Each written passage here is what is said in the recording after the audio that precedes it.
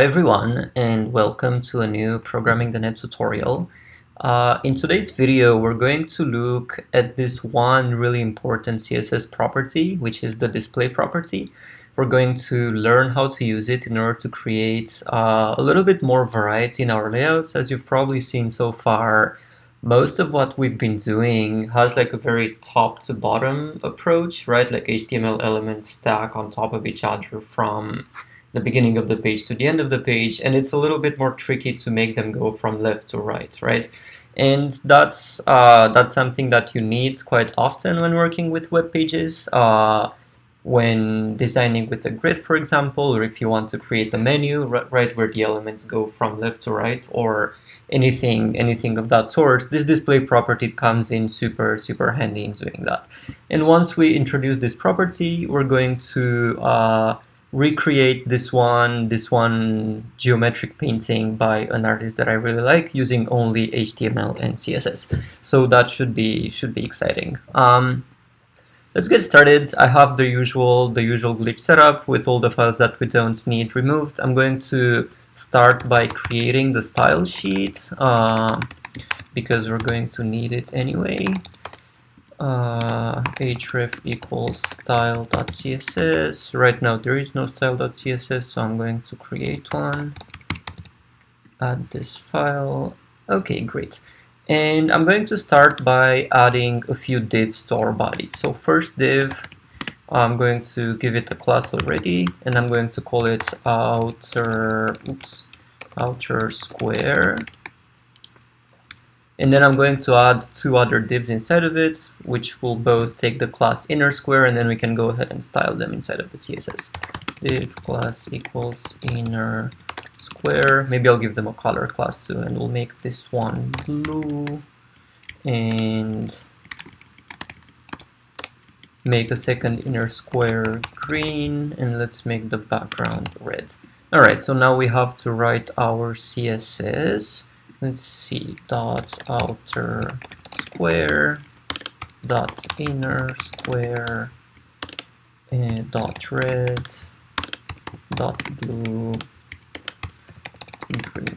Okay, great. Just bear with me for 1 second while we do this setup, and then I'll be able to exemplify that display property that I was talking about using these three squares. So for the outer square, let's give it a width and a height of 200 pixels, width 200, height 200. And for the inner square, let's make them maybe 75 pixels. 75. We still don't see anything because we haven't given them any background color, right? So inside of these red, blue, and green, oh my gosh, properties, we can attribute them the background color. So background color red, and I'm going to copy this over, blue and green. Right, so let's make them a little bit bigger because they're too tiny. So let's make this maybe 400 and 150. All right, great. So this is so far what we were expecting, right? We have the outer square, which is a container for the other two, right? It's a square, it has the width and the height that we've given it, and then two other divs inside of it, one with a blue background color and one with a green background color. As we are used, the two inner squares are stacked on top of each other, right? They both start at the very left corner of the very left side of the container, and they go one under another. And this is because, as I was mentioning in the previous tutorial, divs are block level elements, right? So a block level element, if you don't specify a width for it, it takes up the whole width of its container, right? We specify the width, so it's going to be shorter than that. However, other elements go on a new line. We can change this behavior using the display property, right? So the default behavior is equivalent to typing display block. Right, so nothing changed because the default display value for a div is block. Block is the behavior of taking up the whole width of the container and pushing other elements on a new line. If you remember the span HTML tag, when you write multiple span tags next to each other, they continue on the same line. And we could change the behavior of the div to act more like a span by using the display inline property. However, our divs disappeared because display inline does not take width and height. Even if we specify them, they will not be taken into consideration. So we need to, in order for display inline to work, we need to have some text instead of our divs, or some other elements instead of our div, which will determine how the div is rendered, right? So this looks just like our previous tutorial with spans, where the two divs are actually going one after another on the horizontal axis instead of the vertical one. Right, so this is display inline. It's a property that I very rarely use. If I need an inline display, I will just use a span, but it's good to be aware of it. And there's a third display property, display property, which is sort of an in-between block and inline, which is called inline block. Inline block acts just like inline in the sense that it makes the layout go from left to right, so the div doesn't take up the whole width of its container anymore. However, it also takes width and height properties, right? So we can we have a little bit more control over our, let's make it 25, a little bit more control over our divs. Again, inline block is not something that I use super often, and that's because whenever I need a horizontal layout, I use a fourth display property, which we're going to talk about in a second, the display flex. However, it's good to be aware of the fact that it exists, and if you need to make a layout with just elements floating from left to right without too much hassle, then it's a perfectly good solution to use. All right, let's change it back to block for now. Let's make them squares again. And yeah, let's talk a little bit about display flex. Display flex allows us to control, as I was mentioning, control the direction of the layout, whether we want elements to flow from top to bottom or from left to right. It allows us to do horizontal alignment and vertical alignment, right? Like tell HTML whether we want the content to be centered or aligned left or aligned right. Same for aligned to top or to the bottom. Also has some options for spacing between multiple elements.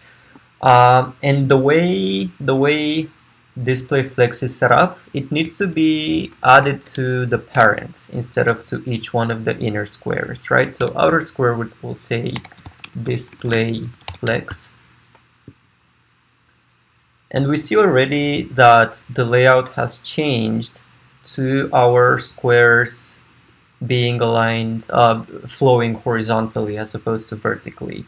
And that's because the default property for flex direction is row, right? So if we say flex direction row, the children of the container which has display flex are going to go from left to right. If we say flex direction column, the children are going to go from top to bottom. Just for having more clarity in this example, I'm going to add a third square. And I'm going to make it pink. And let's say square 3, and let's create a pink class for the third square. Color pink. All right, great. You also notice that the squares are not really square anymore. They're a bit rectangular. And that's because even though we specify a width for all of them, display flex makes them fit into their container. So that's one other thing to be aware of when using it, right? So right now, if we changed it back to row, they would all have the height that we specified, but they would be shrinked in terms of width in order to fit the larger square. All right, so now let's say we want to bring these three squares into the center of the main square, right? Like we wanted them to be aligned vertically to the center. We would do that by saying, oh gosh, I always forget these two. There are two properties which deal with alignment. I always forget which is which, so I'm just gonna try both. One of them is align items center. Yeah, okay, so this one, this is the one that we needed. So we see that our squares are now center aligned. The other property is justify content, and I'm going to have it be center as well.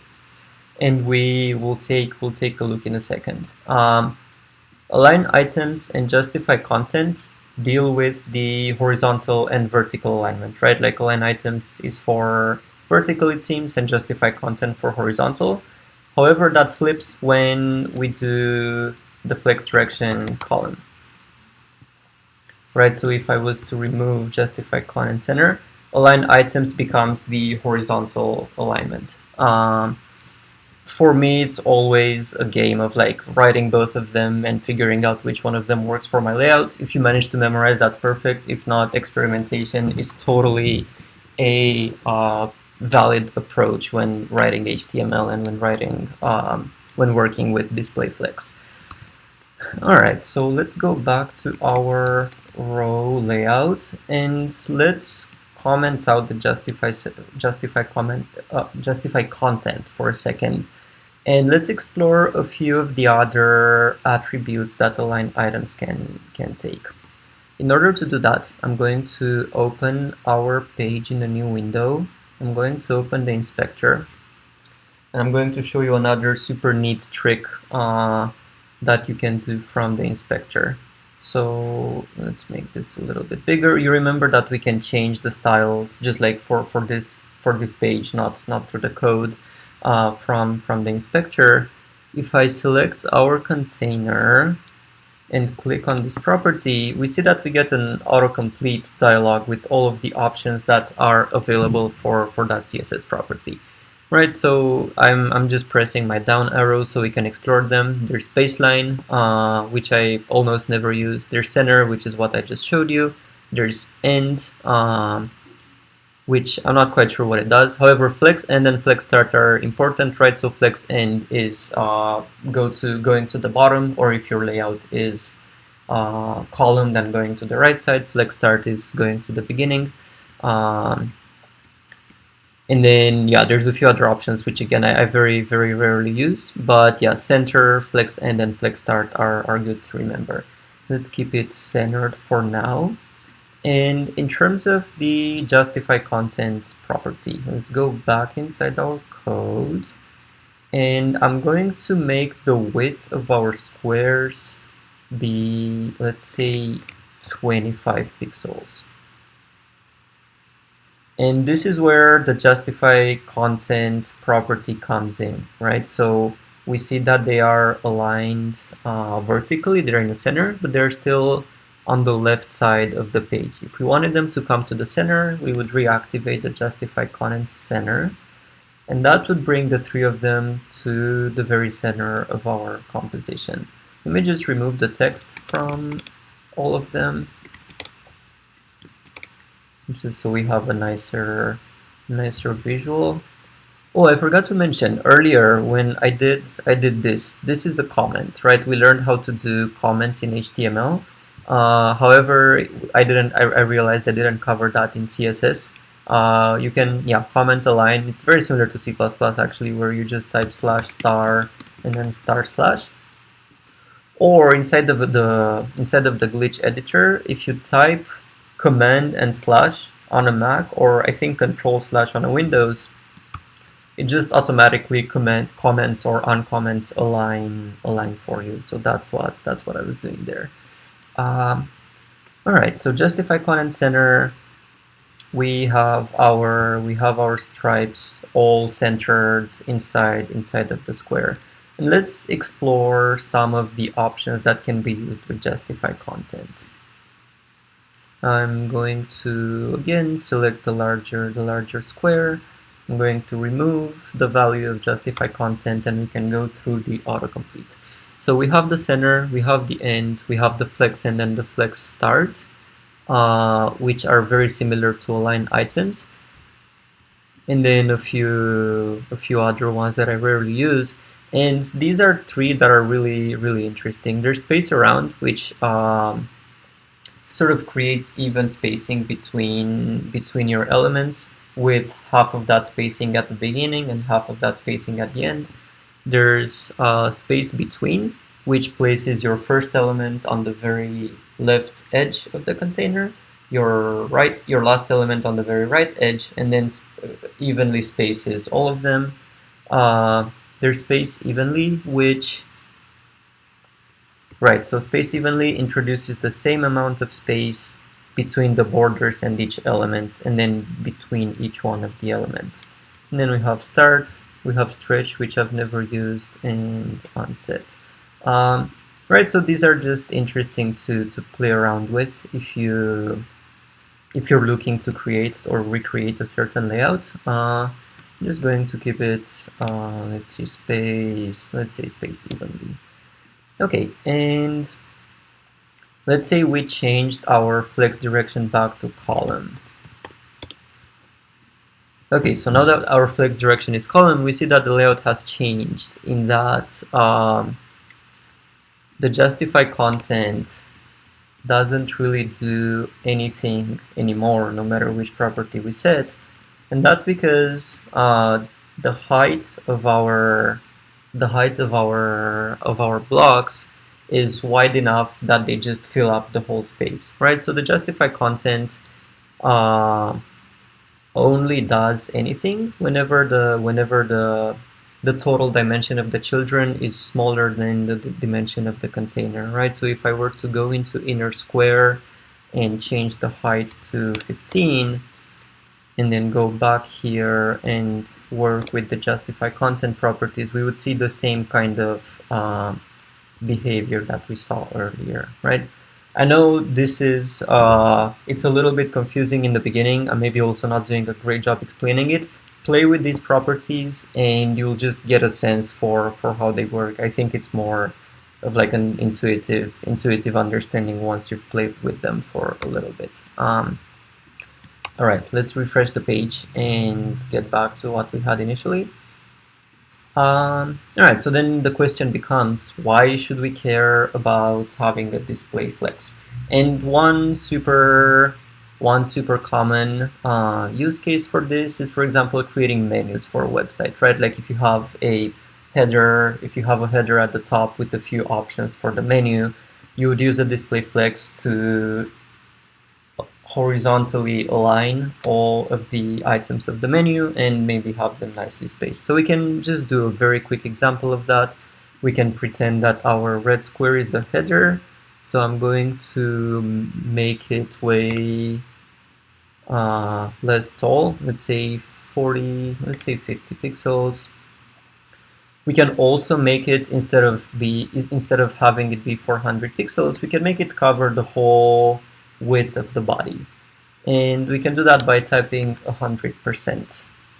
And so far we've only used pixels for our units of measurements. You can also use percentage, right? Percentages are a bit tricky in that the percentage relates to the parent of this element, right? So in our case, it's the width, 100% of the width of the parent of outer square, which is body, right? If we said 100% for the width of the inner square, that would be technically the width of the outer square, but since there's three of them, display flex comes into play and rearranges the width, right? So it can get a little bit tricky, but again, as you play more with these properties, you'll get a sense of how they interact. Okay, so for our header, let's change the height of our three rectangles to, let's just say 20 pixels. So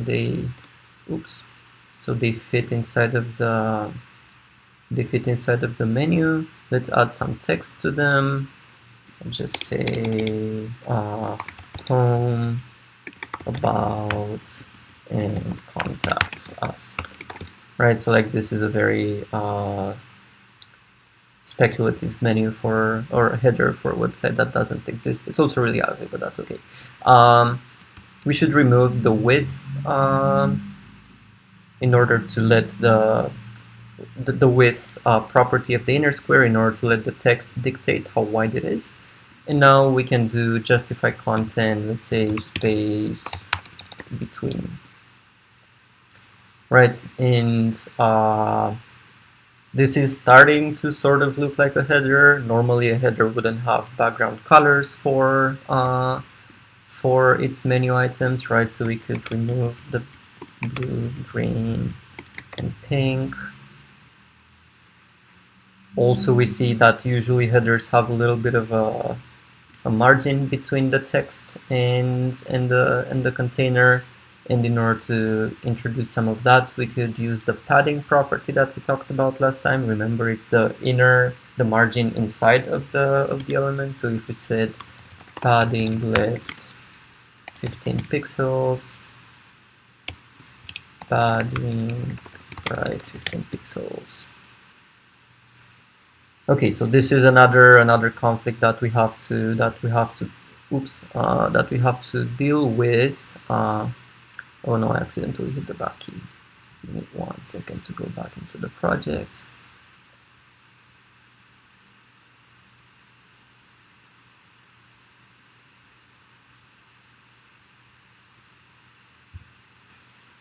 All right, there we go. Oh, this is 3.1. My bad.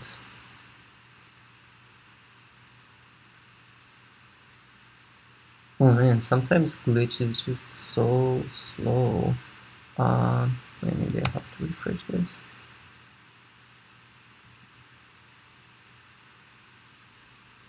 Ah, there we go.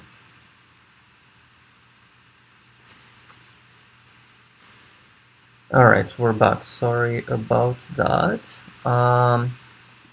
Right, so we see that as we added the padding, our header started getting out of the bounds, and that's because padding gets added to the width of the element. So we're actually going to transition back to, let's say, 400 pixels. Just make it static. Right, so this is sort of how you would go about creating a menu. Or if we wanted to keep it at 100%, we could, instead of having padding, we could use the space around for justify content, right? And that would give us some spacing. Yeah, so this is sort of one practical use case for display flex. Let's look into a more creative use case for it. And in order to do that, we're going to recreate this composition using only HTML and CSS. This is one piece of work made by this really amazing artist whose name is Joseph Albers. I recommend you look him up. He used to live and work in the 20th century. He was an abstract painter and artist and an educator.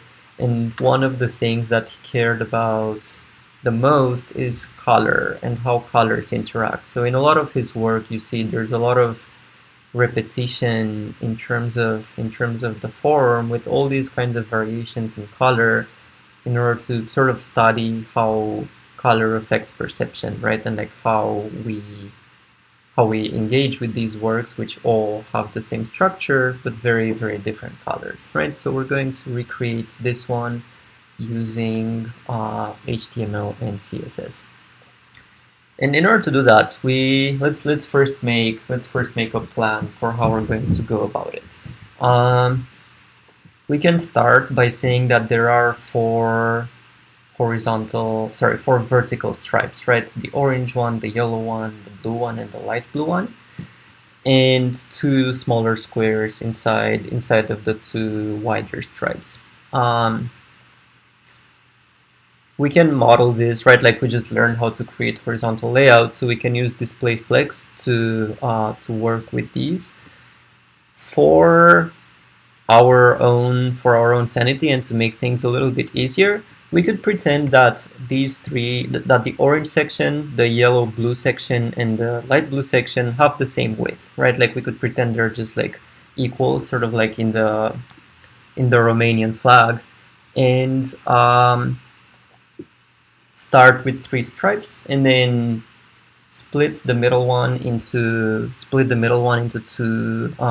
different stripes, and then add the little squares at the very end.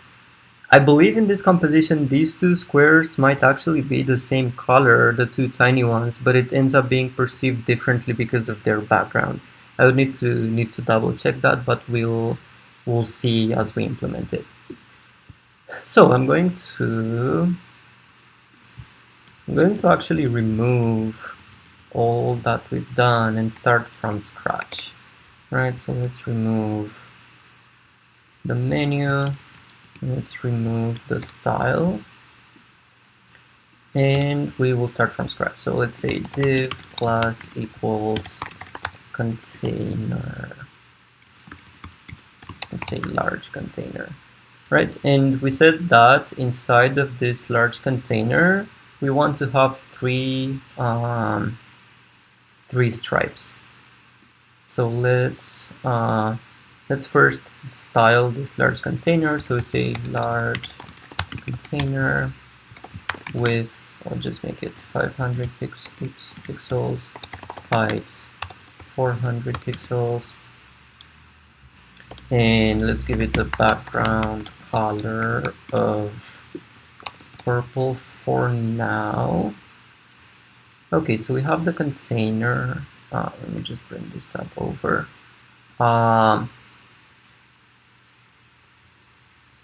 We don't really need a background color for that container, right? Like in here, we have kind of the frame that we can add later, but this container for the 3 stripes doesn't need to be colored. It's just so that we know it's there. And let's add 3 divs inside of it. So let's say div class equals stripe, and we will copy this over 3 times.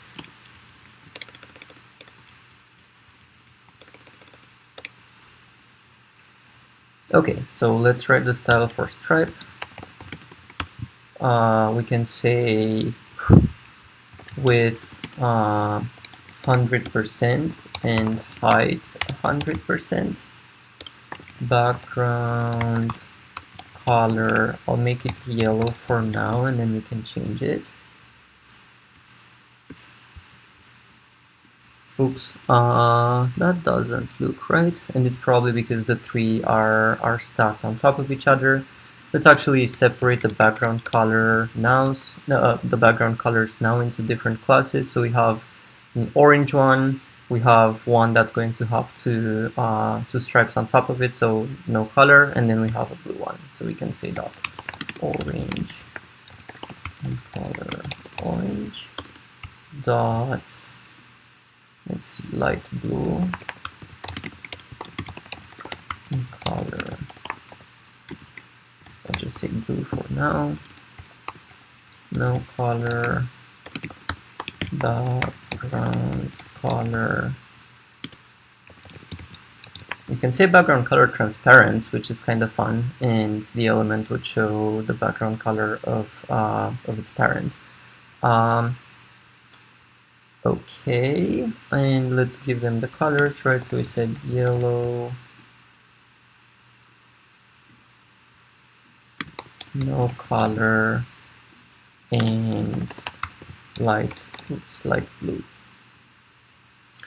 Okay, they're still not showing up, which we need to figure out. Let's try removing the width and the height.